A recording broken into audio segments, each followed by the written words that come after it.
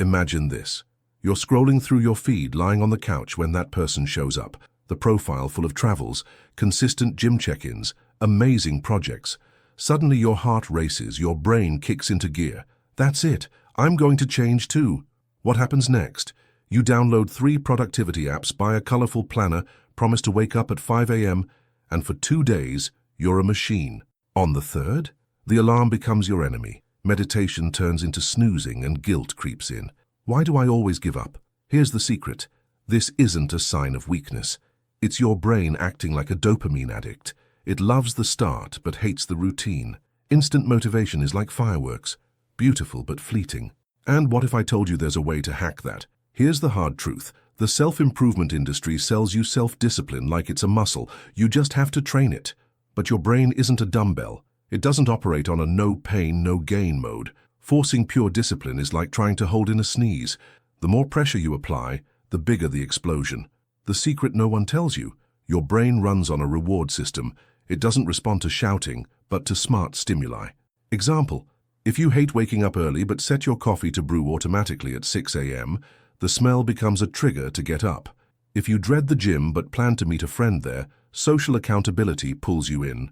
Swap brute force for habit engineering. Reduce friction. Lay out your workout clothes on the bed the night before. Tackle the first resistance. If getting started is the issue, commit to just 2 minutes of action. Pair it with a reward. Finish the task. Enjoy that gourmet coffee or listen to your favorite podcast. But there's a silent villain sabotaging all of this. Your brain has an addiction worse than cigarettes, the chase for easy dopamine. And guess what? It's making you fail before breakfast.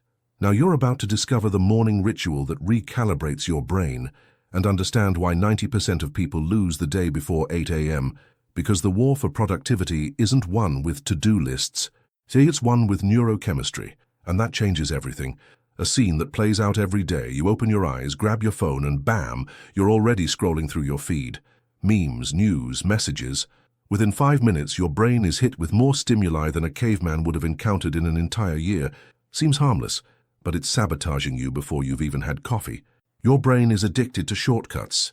Social media gives you instant dopamine spikes. That just one more video, just one more feeling. But when you start your day like that, your baseline motivation levels drop. It's like filling your gas tank with sugar.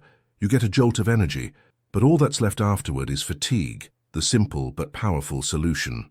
The golden rule: no screens for the first 60 minutes of your day. Replace Instagram with lemon water. Wakes up the body without a jolt. Natural light. Open the window and get 30 seconds of sun. Movement. Stretching, 5 jumping jacks, anything non-passive. One of my clients used to complain about always procrastinating in the mornings. We discovered he was checking WhatsApp as soon as he woke up, which triggered a cascade of anxiety.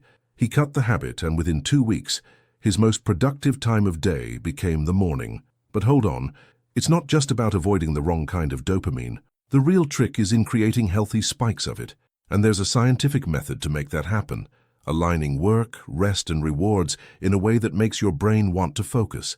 Because the secret isn't to escape dopamine, it's to train your brain to seek it in the right places, and that changes everything. Picture this: you're in the middle of an important task, fully immersed, ideas flowing, when pling, your Pomodoro timer goes off. Time for a break. You check WhatsApp, read some alarming news, and poof, your flow state vanishes into thin air. Now getting back to work feels like climbing Everest. This is the problem with the traditional method. Here's the heart of the issue. The brain takes 23 minutes to reach peak concentration. The classic Pomodoro 25-5 interrupts you right at your best moment. It's like turning off the oven halfway through baking. The neuroscientific solution: progressive reward stacking. Start of the day, 30 minutes. Light meditation or 5 minutes of exercise produces healthy dopamine without overload. Deep work, 50 minutes. Block all distractions. This allows your brain to enter a true flow state. Strategic break, 10 minutes. Physical movement, no screens. Restores attention without resetting your focus. Practical example: a writer used to complain that it took her an hour just to get going. We tested this method. 8 to 8:30, stretching plus coffee, no phone. 8:30, 9:20, uninterrupted writing. Break, quick walk in the backyard. Result? She produced twice as much in 30% less time. Try it yourself. In your next work session, Try this. Track how long it takes to enter flow. Compare it with traditional, screen-filled breaks. Let me know. Did you notice a difference? You can and should use dopamine to reinforce productive habits. Pay attention to this story. The case of the Twitter-addicted programmer. He thought he needed to quit social media completely until he started using it as a reward for focused work cycles. Within 3 weeks, his productive time doubled and his time on social media dropped by 70%. Have you ever tried turning an addiction into a reward? Like, I can only watch Netflix after I work out. Share how it went. But there's one secret ingredient that makes all of this work. It's not enough to manage dopamine if you don't change who you believe yourself to be, because your brain will sabotage any new habit that doesn't align with your self-image. When your actions and identity align, change becomes inevitable. Think about this. 2 men are at the gym. One thinks, I need to work out to get in shape. The other thinks, I'm an athlete. My body is my tool. Who do you think is more likely to persist when fatigue hits? The mistake that's sabotaging your habits. Focusing on actions instead of identity is like trying to build a skyscraper on the wrong foundation. I need to write. Becomes an obligation. I'm a writer. Becomes part of who you are. Stanford research proves it. Your brain hates contradictions between your actions and your self-image. When you act like your ideal self, your subconscious starts working with you, not against you. So here's a 3-step daily practice to reshape your identity. Morning. Write your identity affirmation, e.g., I'm someone who takes excellent care of my body. During the day, collect evidence, micro-actions that reinforce that identity, drinking water, choosing a healthy meal. Evening. Reflect. What actions reinforce that identity? What could you do tomorrow to reinforce it even more? The case of the non-reader who became a bookworm.